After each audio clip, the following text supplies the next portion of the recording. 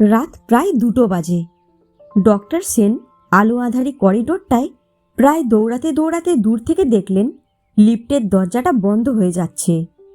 তিনি হাত উঠিয়ে চিৎকার করলেন, hey lift, lift, stop the lift, রোকো, লিফট রোকো। আজ বাড়ি ফেরার তাড়া ছিল ডক্টর সেনের। আজ তার বিবাহবার্ষিকী। কিন্তু একটা ক্রিটিক্যাল কেস এসে গেল। ওটি থেকে বেরোতে বেরোতেই দেরি হয়ে গেল। তার উপরে আবার মেন বিল্ডিংয়ের সামনের দিকে 3টে লিফটই খারাপ হয়ে বসে আছে। কোনো মানে হয়? তাই ডক্টর সেন বিল্ডিংয়ের পিছনের দিকে লিফটটা ধরতে ছুটেছিলেন। এই লিফটটা সচরাচর ডক্টর, নার্স বা ম্যানেজমেন্ট স্টাফরা ব্যবহার করে না। এই লিফট সাধারণত ব্যবহার করে হসপিটালের মর্গের স্টাফরা। এই লিফটে করে মৃতদেহ মর্গে নিয়ে যাওয়া হয়। তাছাড়া অপারেশনের সময় দুর্ভাগ্যবশত কোনো পেশেন্ট মারা গেলে তার বডিও এই লিফট দিয়েই হাসপাতালের বাইরে আনা হয়। তাই হসপিটালের লোকেরা এই লিফটটিকে মজা করে মৃতের লিফট বলে এবং পারতপক্ষে এই লিফটটা এড়িয়ে চলে। না, তেমন ভয়ের কিছু নেই। এই লিফটে শুধুমাত্র কোনো সাইকোলজিক্যাল ব্যারিয়ারের কারণেই তারা এই লিফটটা ব্যবহার করে না, বরং দরকার পড়লে সিঁড়ি ব্যবহার করে। ডক্টর সেনের আজ প্রচণ্ড তাড়া আছে বলেই তিনি এই লিফটের দিকে এসেছেন। বাড়িতে মিসেসের মেজাজ না জানি কোন সপ্তমে চড়ে আছে, সেটাই তিনি খালি ভাবছিলেন। হেই লিফট, রোকো, রোকো বলতে বলতে তড়িৎ পায়ে প্রায় ছুটে এসে লিফটের দরজাটায় ফাঁক দিয়ে ভেতরে ঢুকলেন। ভেতরে সাদা ইউনিফর্ম পরা 2জন স্টাফ একটি স্ট্রেচারে সাদা চাদরে ঢাকা বডি নিয়ে দাঁড়িয়েছিল। তাদের মধ্যে কেউ একজন হয়তো ডোর ওপেনের সুইচটি চেপে ধরেছিল। ডক্টর সেন তাদের দিকে তাকিয়ে একবার থ্যাঙ্কস বলে আবার দরজার দিকে ঘুরে দাঁড়ালেন। লিফট নিচে নামতে থাকলো। ডক্টর সেন গ্রাউন্ড ফ্লোরের বাটনটা টিপে দিলেন। বাকি 2জন যাবে G-2 ফ্লোরে। ওখানেই হাসপাতালের মর্গ। ডক্টর সেন একবার স্ট্রেচারটার দিকে ঘুরে তাকিয়ে স্টাফ 2জনকে উদ্দেশ্য করেই প্রশ্ন করলেন, অ্যাক্সিডেন্ট কেস নাকি? বাড়ির লোক কেউ আসেনি এখনো? লোক দুটো নিচের দিকে তাকিয়ে নির্বিকার ভঙ্গিতে দাঁড়িয়ে রইল, যেন তার গলার আওয়াজ এদের কানেই যায়নি। ডক্টর সেন মনে মনে বিড়বিড় করলেন, কিরে বাবা, লোক দুটো ঝিমোচ্ছে নাকি?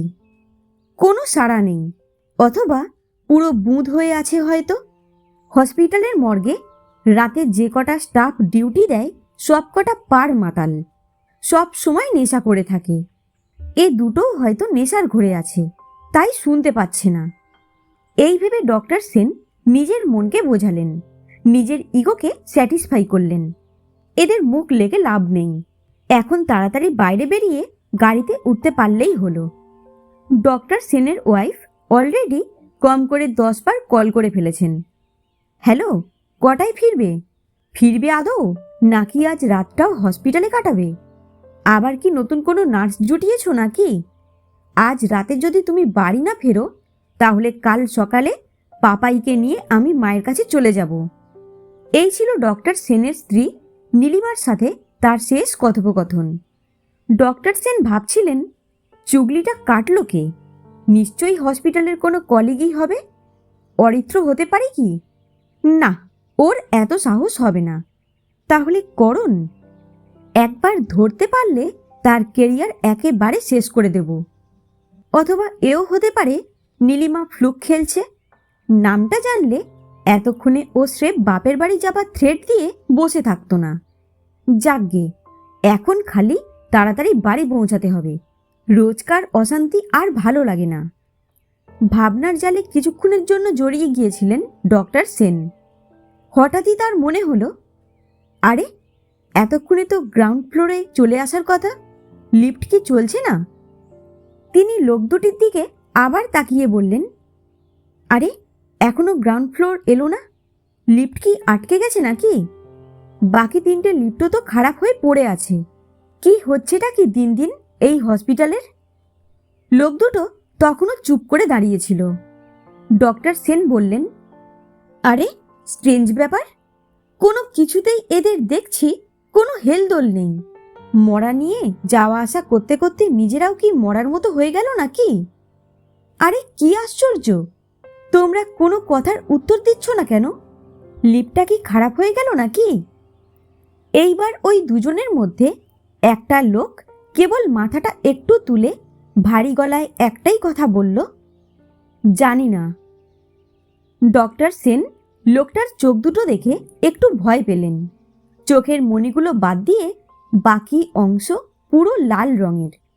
নিশ্চয়ই প্রচুর নেশা করে আছে, এদের বেশি ঘাঁটিয়ে লাভ নেই। তিনি এমার্জেন্সি নাম্বারে ফোন করতে গিয়ে দেখলেন তার ফোনে একদম নেটওয়ার্ক নেই, কল করা যাবে না। লিফট কিন্তু চলছে, একবারও কোনো ফ্লোরে দাঁড়ায়নি বা আটকে যায়নি। তবুও এখনো পর্যন্ত গ্রাউন্ড ফ্লোর এলো না কেন? আশ্চর্য। হঠাৎ একটা ঝাঁকুনি দিয়ে লিফটটা দাঁড়িয়ে গেল আর লিফটের ভিতরের আলো নিভে গেল। ডক্টর সেন এবার প্রচণ্ড বিরক্ত হয়ে গেলেন।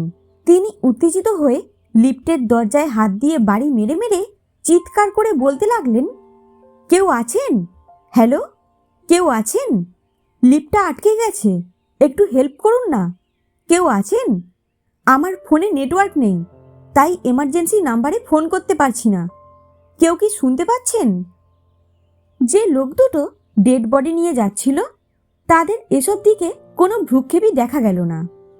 কিছুক্ষণ চিৎকার আর ধাক্কা মেরে শেষে ক্লান্ত হয়ে ডক্টর সেন নিজের মোবাইলের ফ্ল্যাশ লাইটটা জ্বালালেন। এবার শুরু হলো ডক্টর সেনের চরম অবাক হবার পালা। মোবাইল টর্চের আলোতে ডক্টর সেন দেখলেন লিফটের ভেতর যে দুজন লোক ছিল তারা গায়েব। লিফটের ভেতর এখন কেবল ডক্টর সেন এবং সাদা চাদরে মোড়া ওই ডেড বডিটা রয়েছে। ডক্টর সেন একটু ঘাবড়ে গেলেন। তিনি স্টাফ দুজনকে লিফটের চারিদিকে খুঁজতে লাগলেন। এই কি হলো? ওরা দুজন গেল কোথায়? ও ওয়ার্ড বয়, কোথায় গেলে তোমরা? বন্ধ লিফটে আমাকে একা ফেলে, তাও একটা ডেড বডির সঙ্গে। তার নিজের কথাগুলোই তার কানে খটকালো। তাই তো, লিফট তো বন্ধ, বন্ধ লিফটের মধ্যে দিয়ে ওরা দুজন উধাও হয়ে গেল। ডক্টর সেন ক্রমাগত লিফটের বাটনগুলো টিপতে লাগলেন। লিফটের দরজায় জোরে জোরে আঘাত করতে লাগলেন। কেউ আছেন? কেউ শুনতে পাচ্ছেন? আমি লিফটের ভিতর আটকে পড়েছি, কেউ দয়া করে সাহায্য করুন। হ্যালো, কেউ আছেন? লিফটের দরজাটা খুলুন। বেশ কিছুক্ষণ ধাক্কাধাক্কি করবার পর ডক্টর সেন একটা ক্ষীণ শব্দ শুনতে পেলেন, যেন কেউ খুব দূর থেকে তার নাম ধরে ডাকছে। ডাক্তারবাবু, ডাক্তারবাবু।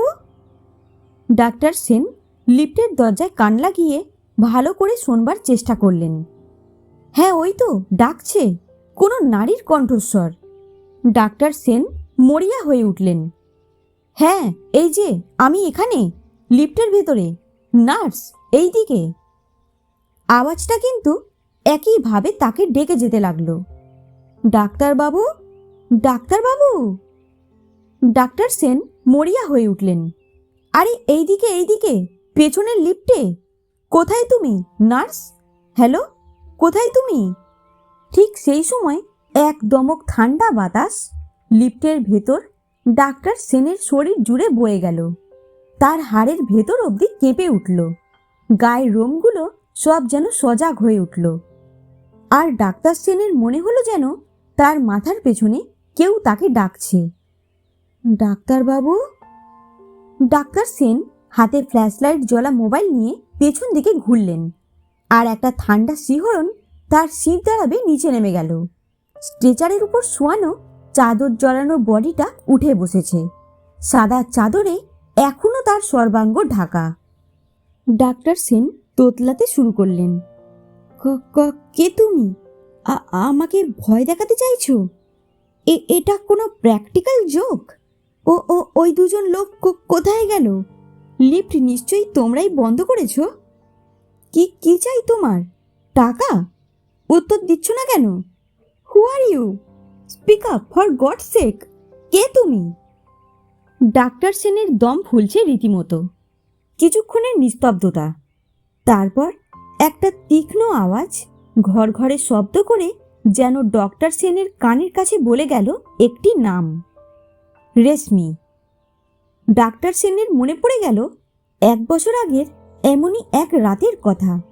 শহরের এক প্রখ্যাত ব্যবসায়ী মিস্টার আহুজা নিজের বাড়ির পরিচারিকার নাবালিকা কন্যাকে নিয়ে এসেছিলেন এক অতি গর্হিত কাজ করানোর জন্য। সেই দিন ডক্টর সেনেরই নাইট শিফট ছিল। মিস্টার আহুজা নিজের একমাত্র ছেলেকে বাঁচানোর জন্য এবং সবার মুখ বন্ধ করবার জন্য কারি কারি টাকা সেদিন ঢেলে দিয়েছিলেন হসপিটালে। ডাক্তার, নার্স, ম্যানেজমেন্ট স্টাফ কাউকে অখুশি রাখেননি। ফিটাস প্রায় 5 মাসের ছিল। অপারেশন টেবিলে ওঠার আগে অসহায় মেয়েটি ডক্টর সেনের হাত দুটো ধরে শুধু একটাই আকুতি করেছিল, ডাক্তারবাবু, আমাকে বাঁচিয়ে দিন, আমি বাঁচতে চাই, আমি বাঁচতে চাই।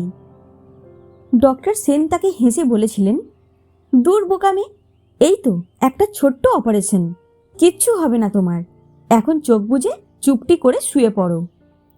কন্ডিশন ক্রিটিক্যাল ছিল, ফিটাসটা অনেক বড় ছিল, মেয়েটি অপারেশন টেবিলেই মারা যায়। ডক্টর সেনের এবার সর্বাঙ্গে ঘাম ছুটল। তিনি চিৎকার করতে লাগলেন, এই ঠিক করে বলো, কে তুমি? কে করাচ্ছে এসব? আমি কিন্তু সবাইকে পুলিশে দেব। এই, কেউ আছে? এই লিফটের দরজাটা খোলো, কেউ আছে? হঠাৎ করে ডক্টর সেনের মোবাইলের ব্যাটারি ডেড হয়ে গিয়ে সেটি সুইচ অফ হয়ে গেল। ডক্টর সেন এবার প্রায় কেঁদে ফেললেন। এই, কেউ আছে? কেউ শুনতে পাচ্ছে? বাঁচাও আমাকে, হেল্প! হঠাৎ করে লিফটটা আবার চলতে শুরু করলো। লিফটের ভেতরকার হলুদ আলোটাও দপদপ করে জ্বলতে নিভতে থাকলো। সেই আবছা আলো আধারিতে ডক্টর সেন লিফটের দরজায় পিঠ ঠেস দিয়ে ভেতরের দিকে মুখ ফিরিয়ে কাঁটা হয়ে দাঁড়িয়ে রইলেন। বডিটা আবার যেমনকার তেমন স্ট্রেচারের উপর চাদর ঢাকা দিয়ে শুয়ে পড়েছে। ধীরে ধীরে লিফটটা এসে একটা ফ্লোরে থেমে গেল, আর সঙ্গে সঙ্গেই সেই বডিটা এবার খাড়া হয়ে দাঁড়িয়ে পড়ল। আস্তে আস্তে তার গায়ের ঢাকা খসে পড়েছে। লিফটের দরজা খোলা মাত্রই ডক্টর সেন পড়ি কি মরি করে সামনের করিডোরে দৌড় দিলেন। দিকবিদিক জ্ঞানশূন্য হয়ে তিনি ছুটে চললেন আর সাহায্যের জন্য চিৎকার করতে লাগলেন, কেউ আছে? প্লিজ হেল্প মি, কেউ আছে? দৌড়াতে দৌড়াতে ডক্টর সেন একটা বড় রুমের দরজার সামনে চলে এসেছেন। কোনো মতে জোরে ধাক্কা দিয়ে দরজাটা খুলে ঘরটার মধ্যে ঢুকেই ঘরের দরজা বন্ধ করে দিলেন। তার মনে হলো যেন পেছনে সাক্ষাৎ মৃত্যুকে ফাঁকি দিয়ে এসেছেন এইমাত্র। কিন্তু এই ঘরটায় আলো এত কম কেন? আর সামনে ওই বড় বড় ক্যাবিনেটগুলো কি? এতগুলো ক্যাবিনেট সার দিয়ে রয়েছে ঘরের এক কোণে। এটা কোন রুম? হসপিটালে আগে তো এই রুমে তিনি কখনো... হঠাৎ বিদ্যুতের তরঙ্গের মতো একটা স্রোত তার মাথা থেকে পায়ের পাতা পর্যন্ত খেলে গেল। এটা হসপিটালের মর্গ। এই হসপিটালের হতভাগ্য পেশেন্টদের শেষ বিশ্রামস্থল। সেদিন অপারেশন শেষে রেশমিরও এই ঘরেই শেষ ঠিকানা হয়েছিল নিশ্চয়ই। ডক্টর সেনের হাত পা বোধ বুদ্ধি এক ভীষণ ভয় আড়ষ্ট হয়ে গেল। মর্গের হালকা হলদে আলোয় তিনি দেখতে পেলেন এক মর্চুয়ারি ক্যাবিনেটের দরজা আস্তে আস্তে খুলে যাচ্ছে, আর একটি তীব্র পচা গন্ধ ধীরে ধীরে সমগ্র ঘরটার মধ্যে ছড়িয়ে যাচ্ছে। তার ঠিক পাশ থেকেই কে যেন ডাকল, ডাক্তারবাবু। কিছুক্ষণ পর একটা হৃদয় বিদারী চিৎকার হসপিটালের নির্জন বেসমেন্টে প্রতিধ্বনিত হয়ে বরাবরের জন্য চুপ হয়ে গেল। বিকে আহুজা সেদিন সিটি ক্লাবে পার্টি করে একটু রাত করেই বাড়ি ফিরেছিলেন। তিনি ফ্রেশ হয়ে সবে 1 গ্লাস স্কচ নিয়ে বসতেই যাচ্ছিলেন কি চাকর এসে খবর দিল সিটি সুপার স্পেশালিস্ট হসপিটাল থেকে কোনো ডাক্তার সেন এসেছেন তার সাথে দেখা করতে। মিস্টার আহুজার ভ্রু যুগল একটু কোঁচকালো। ডক্টর সেন, এই অসময়? আচ্ছা, ওনাকে ড্রয়িং রুমে বসতে বলো, আমি এক্ষুনি আসছি।